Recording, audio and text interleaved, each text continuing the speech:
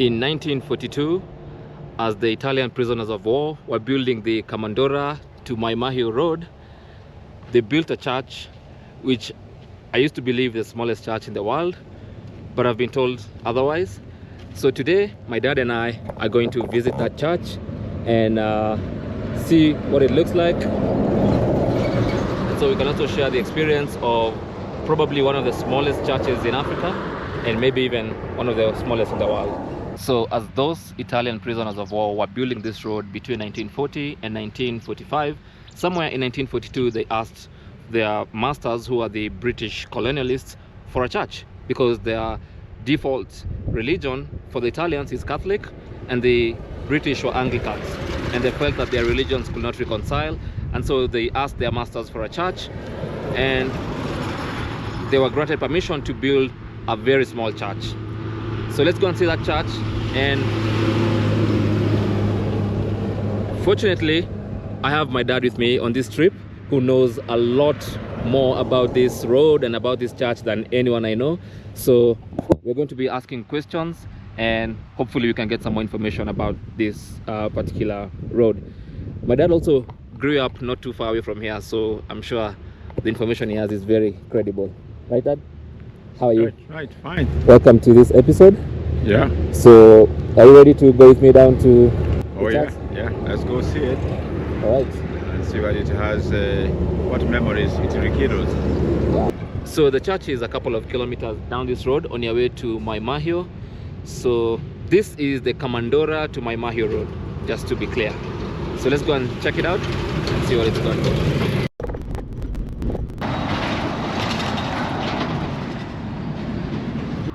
So we've made a stop at the famous escarpment just to take in the Rift Valley. So that is the Great Rift Valley, which starts all the way, I'm told, in Jordan and comes all the way through Africa. And so the other reason we've stopped here is to just try and explain why the British colonialists built this road. But the very first civil aviation airport, which most people don't know, was actually on Lake Naivasha. It was actually an airport on the water. The planes used to land on Lake Naivasha, and then the Spark Hotel, which is now Naivasha Lake Hotel, used to be the immigration center and also the airport hotel. So this is a very important landmark along this road.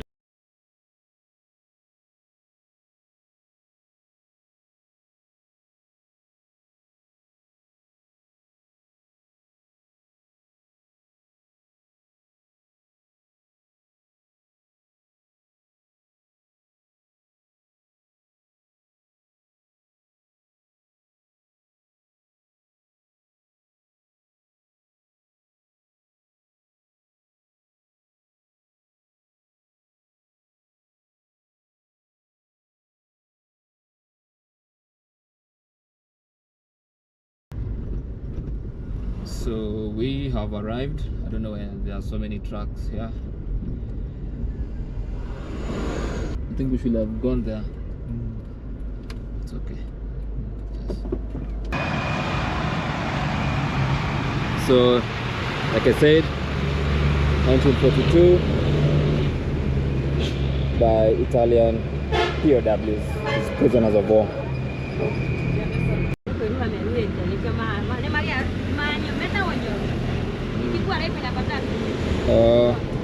So the place seems to be a bit chaotic because it seems like it's a sales collection center here right next to the church. So you might find so many trucks and miss it, so just be careful.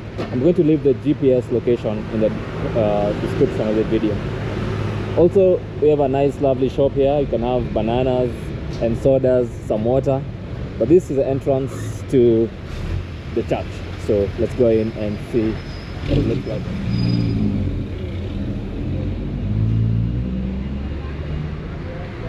So I'm being told this tower next to the gate of the church is actually newly built, and the old tower is right there next to the church.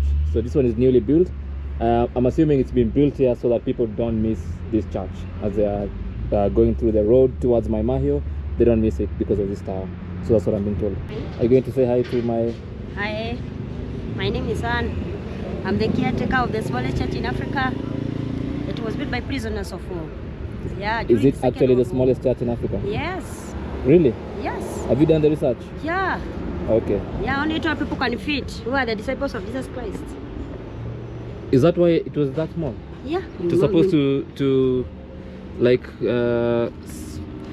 does it signify or rhyme with the 12 disciples? Yeah, what is the pillars? Yeah, but with the prisoners there were no seats, so they used to kneel.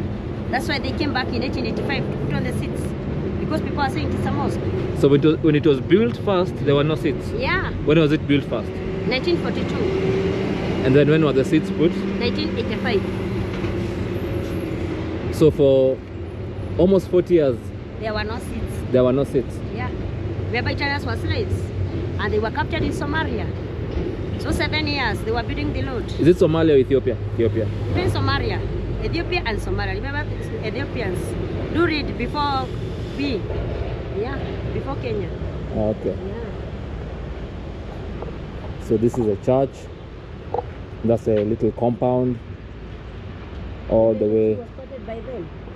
The bigger tree you see, 82 years old. This tree is 82 years old. 82, yeah, it's a pepper tree. Pepper. Pepper, because it has some big seeds. There's some people who not make black pepper in the seeds. Oh, pepper. Black pepper. For black pepper. Yeah. So who planted that tree? The prisoners. In 1942. 42. So this tree has been here since 1942. Yeah, 82 years old. Wow. I'll go and touch it later. So that's not part of this. It is the part of the church. Even the trees. There was a very big bush there. Okay. So what we did, we removed the bush. Okay. We planted our trees. Okay. Because the trees are somehow beautiful. Yes. Than a bush. Yeah. Yeah. When it rains so much, Uh-huh. the bush will just destroy the place because of the stones. Okay. But the trees are very good because they are good for the landslide. Yeah. Protect the soil. Okay. Erosion. So it seems we have other guests. So as they look, I'm just gonna go and touch that tree. Dad, you want to come and touch the tree? From Oh, yeah. 1942. Yes. So this tree has been here since 1942. There are so many holes. Oh, it's going to fall any I think time. yeah, it's I think it's too old now. Too old.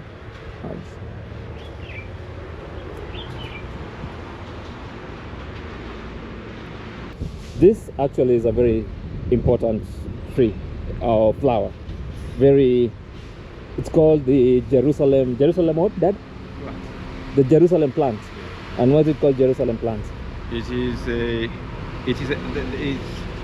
the one from which the thorn that Jesus was crowned with came from. Yeah. So the crown that you see in photos and videos of Jesus wearing a thorny crown was actually from this particular plant. You can see these thorns, they're actually very, very sharp. Okay, so you can imagine what Jesus was going through when he was wearing that crown. So this is the Jerusalem plant, the plant from which Jesus' crown, when he was being, just before he was crucified, the one he was wearing and he was bleeding. So this is it. Anyway, so moving closer to the church. So this is a church. You can see how small it is, and we have some is it mosaic, some carvings and some words. So I'm gonna let Dad take us through what those are. I would like to begin by the wordings which are written in Latin. From the left you can see Alpha and Omega. So let's get closer. Then the wordings Stat Crux Dum Vorobitur, which simply means where the cross stands, the world revolves. Where the cross stands, the world revolves. So that's what this is. Yes, and then you can see that drawing there. Yeah. With the two deers or antelopes. Yeah. It's taken. The theme is taken from Psalms 42, Yeah. where it says, our hearts thirst for the Lord, just like the deer thirst for water in the plains. Oh, so that's what that is. Yes. So those are that is water flowing down. Yeah. Those yeah. are two deers Yes. drinking water. Yes. Okay. And then from this other side here, from this other side here, you can see that's an artwork showing depicting an angel in the wordings Deo Gratias, which means God be praised. That's Deo. What is that? That is Deo Gratias. Is that Latin? It's still Latin. Yeah. And then let's move inside. You can see the words in the middle there, JHS. Yeah. Which are not going into the details of the actual where the source, but what it means Jesus. Okay. Wherever you see JHS or XP, Yeah. it means Jesus. Okay. And then you can see from the two churches, one of the Virgin Mary and one of St. Joseph, and Jesus in between. Yeah. Good. And So yeah. So that is the church. yes. You've seen it. So we have 1, 2, 3, 4, 5, 6 pews that can sit about 2 people each, Yes. or even 3 if you're not very yeah. So actually No, it's these are it's actually 4. It's actually 2 per They're four side. pews. Yeah, there are 4 pews in total because this is not a pew. That's a nailer. That's a nailer. That's for kneeling. So yes. this is 1 pew, 2 pews, 3 pews, 4 pews. So you can sit 2, 4, and 4. Yes. 8 to 12 people. Yeah, exactly. Yeah, so quite interesting. I don't know that you will be interested in this. Well, that one means Jesus. This one. Yes. You were saying? I was saying this on the door of the church. Yeah. The monogram, which sounds like XP, which is actually Greek. Yeah. Greek for the word Christ. Okay. Or JHS is also Greek for the name Jesus. All right. Yes. So there is a church. You can see we have roofing tiles at the top there. Then you have some more wording at the top there. Then you have this beautiful mosaic here on the altar. So that is what are you saying here, Dad? Yeah. That baby Jesus. That's baby Jesus. From the writing up there is Gloria in excelsis Deo, which means glory to God in heaven. Yeah. Huh? And then you have this. Do you think this is This is the Bible. The Bible they use, the Italians. I believe it. I would like to think it is. Let's see which edition it is. And It's upside down. Oops! Yeah. Yeah. This must be an old edition. There's something here. Oh, this is the African Bible. Yeah, I can see this Bible belongs to the Italian Catholic Church, built in Maai Mahiu. Do not take it away. Okay. Yep. This is a Bible. And And also have some candles. Yeah. I think they do mass here. I'm sure. yeah, they do mass here. Maybe we should attend mass one of these days. So here it says there's something here that What can you say? R. Pittore I have no idea what that means. in 25th February 1943. Oh, this must be the people who finished this building. Yeah. Yeah, 1943. Yeah. And who is this? This is where you put your offering and donations, and you have a rosary here. Then you have the typical church windows. Would you like to have a seat so we see how you would look if you are here in somewhere in 1943? I mean, an Italian. Yeah, as an Italian prisoner.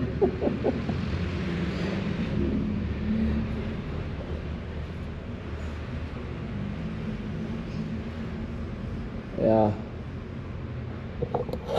So that's it. By the way, the Italians hold an annual memorial service here once a year. I think in the month of January of every year. January every year, the Yes. Italians. Yes. The Italian government embassy organizes a memorial service here once a year. So that's the church.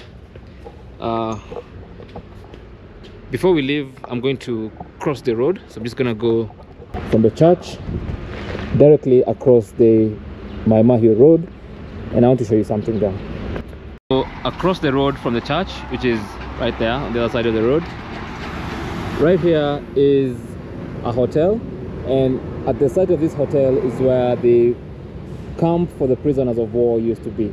So this is where the prisoners were held in a camp, and they would wake up every morning to work on this road every single morning for 5 years. That's what they will do. And then further down this road, which we are going to walk, is where the military camp or the command camp for the British Army used to be. So let's go down there and see if there's anything left of it and if you can film something.